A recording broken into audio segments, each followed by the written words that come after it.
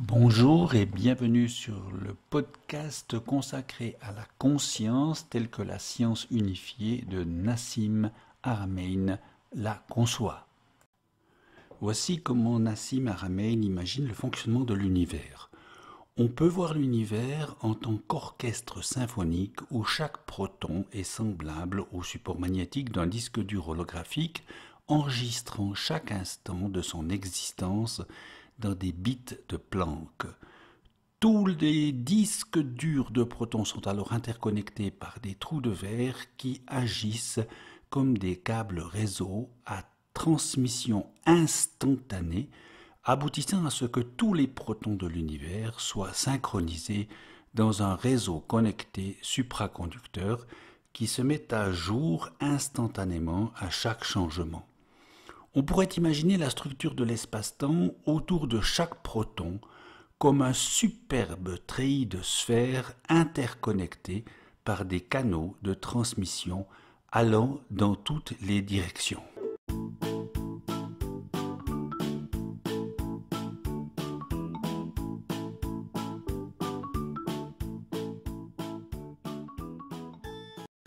La conscience est l'intelligence de l'univers qui s'exprime par différents supports et moyens.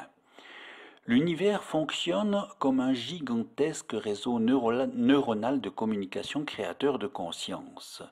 Comme le décrivait l'un des pères de la mécanique quantique, Erwin Schrödinger, le nombre total d'esprits dans cet univers est 1. En fait, la conscience est une singularité en phase avec tous les êtres. Et nous pourrions même ajouter une singularité en phase avec tous les niveaux fractals de l'univers. En fait, tous les systèmes, y compris notre corps, sont connectés à ce champ d'information et la conscience en est le passage. Elle est une expression de ce champ électromagnétique à la base de la réalité. En tournant nos sens vers cette information, nous avons une influence, y compris à distance, en vertu du principe d'intrication. Ce n'est pas de la magie, mais la manière dont l'univers fonctionne. En général, on n'utilise pas ces capacités, mais on peut apprendre à le faire.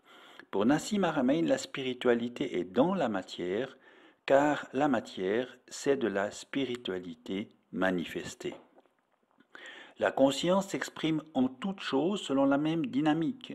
Ainsi, l'univers dans son ensemble, et chaque être humain en particulier, est plongé dans un processus de feedback de l'information par lequel il devient de plus en plus conscient.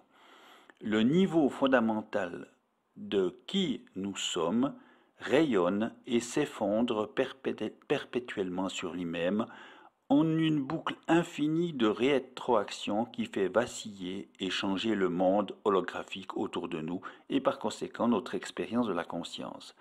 Par la relation entre les niveaux émotifs et biologiques, nos gènes sont impactés, modifiés.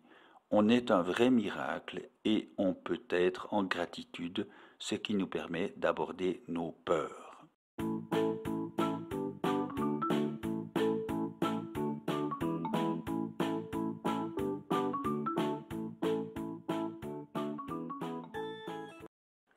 Comme l'échange d'informations est permanent, on peut changer le passé et créer un événement spécifique dans le futur. On peut diriger notre futur par l'intention.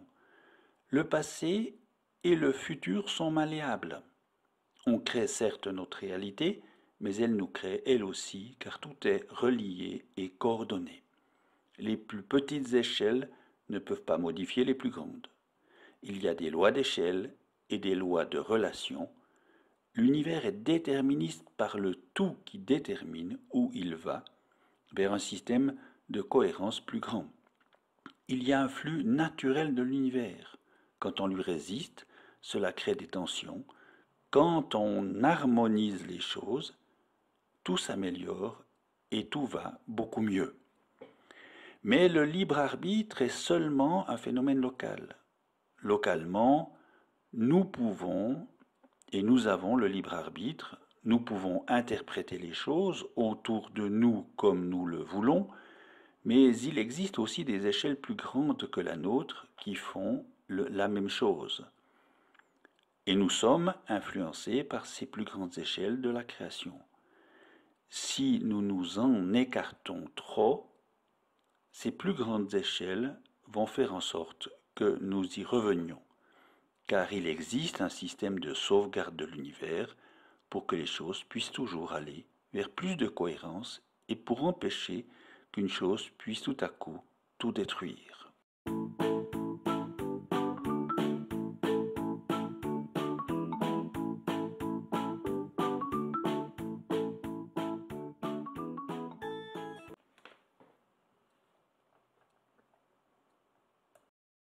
En réalité, nous échangeons en permanence à chaque moment des informations avec cette mémoire de l'espace-temps.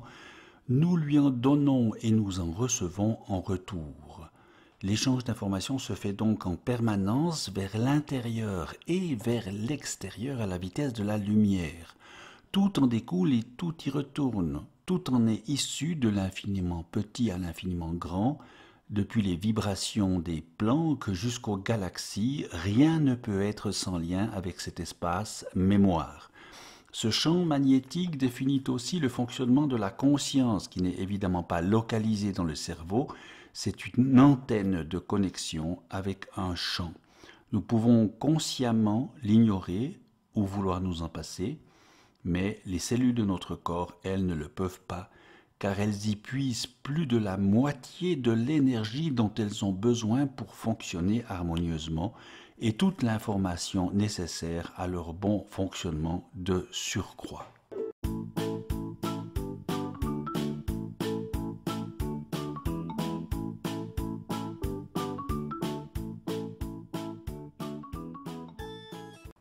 Il est vraiment important, comme le dit Nassim Haramein, de se souvenir que l'information est comme ancrée dans la structure de l'espace-temps.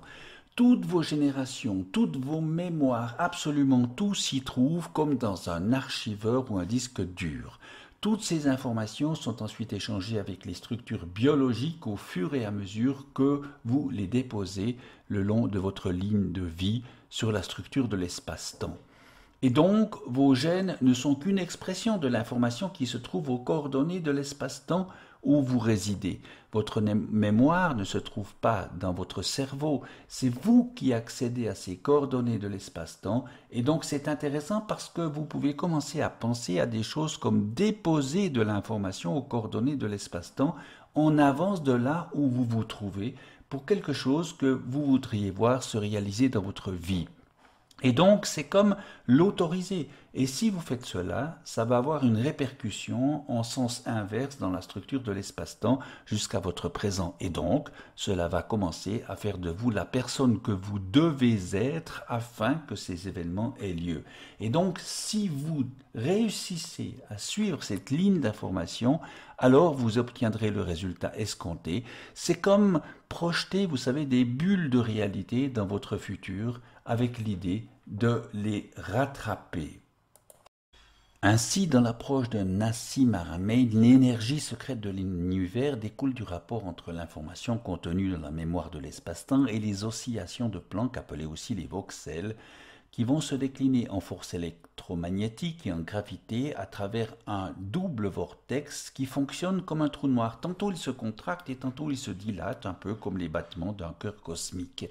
Ainsi, tout vibre et tout est en tension. Autour du cercle central de Planck, ce sont les protons, puis viennent les atomes, les molécules, les cellules, les organes. Notre corps entier, viennent ensuite les planètes et les galaxies. Tous sont censés être en résonance harmonique. Tout en découle et tout y revient. Notre corps et notre esprit y puisent leur vitalité, tout ce dont ils ont besoin pour être l'information et l'énergie. L'état d'harmonie ou de disharmonie peuvent provoquer des dysfonctionnements, des déséquilibres physiques, chimiques ou psychiques. Nos pensées, nos sentiments, nos émotions, nos convictions intimes, nos paroles et nos actes sont des états vibratoires positifs ou négatifs qui affectent la mémoire de l'espace-temps aussi bien au niveau individuel qu'au niveau collectif. Nous apparaissons et disparaissons en permanence dans ce champ éthérique à la vitesse de la lumière, nous l'informons de qui nous sommes et de qui nous aspirons à être, ceci en permanence, et nous en recevons au retour de l'information et de l'énergie par rétroaction, par feedback. C'est ce que nous appelons la conscience. Dans la science unifiée, l'âme, on peut l'appeler la divine matrice, la conscience cosmique, peu importe, se situe dans la poitrine, entre le chakra du cœur et celui de la gorge. Ce n'est pas un centre de décision, mais plutôt un complexe énergétique relié par feedback au champ d'information de l'espace-temps, appelé aussi le champ morphogénique. L'âme sait ce qui est bon pour nous, elle participe à notre intelligence supérieure, elle nous donne les intuitions, les créativités, la sérénité, elle communique avec nous sans mots par notre ressenti par rapport aux situations que nous vivons.